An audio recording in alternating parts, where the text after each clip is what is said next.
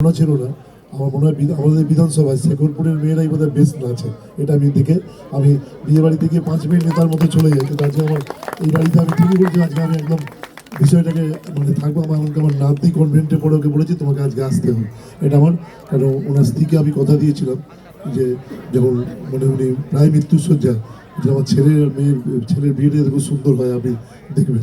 তো এটা আমার একটা সেই দিক থেকে একটা কর্তব্য, শুধু নেতা এমএলএ এগুলো না, একটা পরিবারের প্রতি একটা মানে কাজ করতে করতে এসে বন্ধুত্ব হয়ে যায়। কেউ তো আমরা চিনতাম না, ধরুন প্রিয়াঙ্কা আরও দুজনকে আগে চিনতাম না, কিন্তু দেখবেন একটা সম্পর্কের বিষয়টা গভীর হয়ে যায়। আমি নিজেও মনে করি খুব সুন্দর। আর গুরজিৎ হচ্ছে আমার খুব নিজের শিল্পী। জানেন গত বছর তো আগের বছর আমার কালী পুজোয় ও আমাদের থিম সং গেয়েছে এবং আমাদের ক্লাবে অনুষ্ঠান করেছে। ওর থিম সং মানে একটা দুর্দান্ত, এবং সেই থিম সংটা আমি অদিতি মনসিকে দিয়ে উদ্বোধন করিয়েছিলাম ওকে রেখে। ও এত সুন্দর শিল্পী, এমনি আমার ভাগনারা ওর বন্ধু, সেই হিসেবে আমাকে মামাই বলে। আমি ওকে ধন্যবাদ জানাচ্ছি এত সুন্দরভাবে। প্রথম আমার খুব ভালো লাগছিল যে ও সাধারণভাবে ধর্মীয় গীতিকে সব ছেলে মেয়েদেরকে সুন্দরভাবে মানে নাচ করাচ্ছে, এরকম একটা বিষয়। তাদের সুন্দর, ওকে ধন্যবাদ। এবং এটাই হচ্ছে, আর বাঙালি আর পাঞ্জাবি এটা একটা সংমিশ্রণ আমাদের সংস্কৃতির মধ্যে আছে। দেখবেন মানে যে বিষয়টা থাকবে তাকে আমি সবাইকে ধন্যবাদ। আজকে ওদের বিবাহিত জীবন সুখের হোক।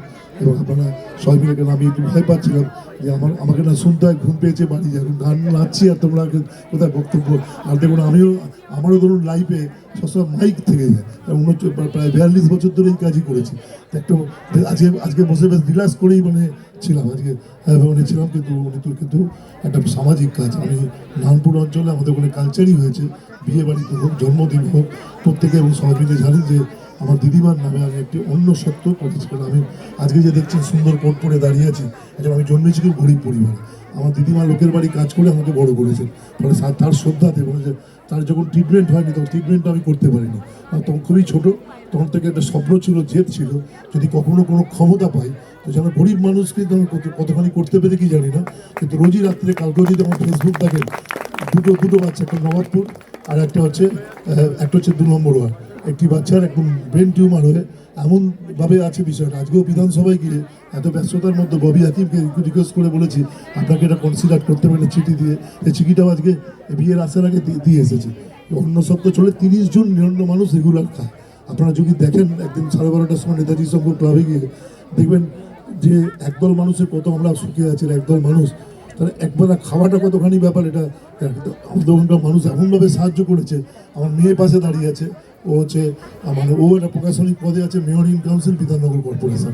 আমি যে ওয়ার্ডের কাউন্সিলর ছিলাম, নানপুরের লোক যে কোনো কারণে আমার পরিবারকে কখনো ছাড়েনি, না আমার স্ত্রী কাউন্সিলর ছিল, নয় আমি ছিলাম, নয় আমার মেয়ে এখন। তো এরকম একটা বিষয়। তো ও আমার ক্লাবের কমিটি মেম্বার, তো আমার ক্লাবের মিটিংয়ে বলেছিল যে এই প্রোগ্রাম বাবা নিচ্ছে, বাবা খুব ইমোশনাল লোক, বাবা এটা করবে, বাবা কোনোদিন কারোকে প্রতিশ্রুতি, কিন্তু বাবার প্রতি চাপ হবে।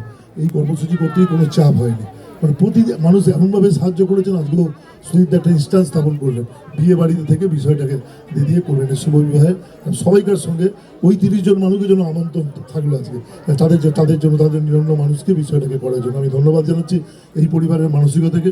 আর সুধীরবাবুকে আমার ভালো লেগেছে, কোনো পলিটিক্যাল কারণে, উনি কোন রাজনীতিতে বিশ্বাস করেছেন, কিন্তু এই ক্লাবটা আমার কাছে, বিশেষ করে এই যে আমাদের মানে শেখরপুর সুকান্ত সাংস্কৃতিক সংঘ, এটা একটা এত ভালো ক্লাব। আমি এখানে জানি বিভিন্ন দলের মানুষ, কিন্তু আমার কখনো মনে হয়নি ওই ক্লাবে এসে আমি কোনো বিরোধীদের সাথে কথা বলছি, ওরা কখনো মনে করেনি।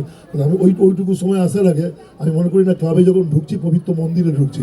মন্দিরে কোন দলের মানুষ থাকেন, কোনো জনের মানুষ সেটা বিচার করে না, এটা সেই বিচার করার জায়গা না।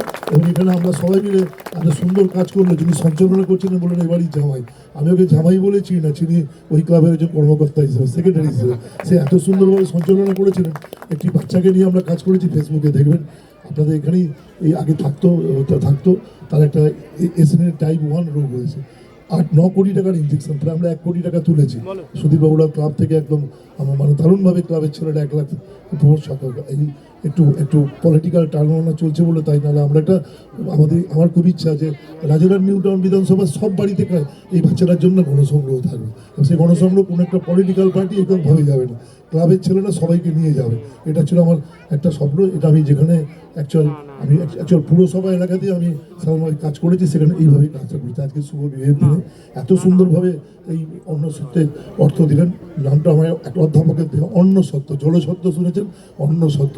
যদি কখনো কেউ ওদিকে যান 12:30টার সময়, যদি নারায়ণপুরে কখনো যান, একবার নির্দ্বিধায় একদিন নিজেরা গিয়ে দেখবেন। মা বোনেদের একদিন আমন্ত্রণ রইল আপনাদের কাছে। আমার একটাই অনুরোধ, এখানে অনেক মা বোন আছেন, বাড়িতে বাচ্চার বার্থডে হয়, বিষয় হয়, সুখের দিনগুলোই বলছি, দুঃখের দিনগুলো আমাকে অনেক শ্রাদ্ধ অনুষ্ঠানও দিয়েছি। যদি আপনাদেরও কোনো বাচ্চার অনুষ্ঠান হয়, 100 টাকা হলেও অন্ন সপ্তাহের জন্য দেবেন, এটা আমাদের কাছে অনুরোধ। মনে রাখবেন, মনে রাখবেন যে একদম এইটা একদম নিরন্ন মানুষদের জন্য কর্মসূচি হচ্ছে। ভালো থাকবেন, সবাইকে বেস্ট অফ লাক। আমাদের দুজনের একদম কি বলা যাবে, সুখী জীবন হোক এবং সুন্দরভাবে যে পরিবারের লোকরা সে সুন্দরভাবে তারা এগিয়ে যাবে, ওদের ম্যারেজ জীবন খুব সুখের হবে। আজকের দিনটা আমাদের কাছে ইতিহাস হবে, এবং আমরা চাইবো যে একদম খুব সুন্দরভাবে আমরা অনেকদিন ধরে বেঁচে থাকলে আমরা সুধীরবাবু শুধু এই অনুষ্ঠানে না, আগামী দিন আমরা অন্নপ্রাশনের অনুষ্ঠানে উপস্থিত থাকবো। সবাই ভালো থাকবেন, নমস্কার। ধন্যবাদ দাদাকে। একটুখানি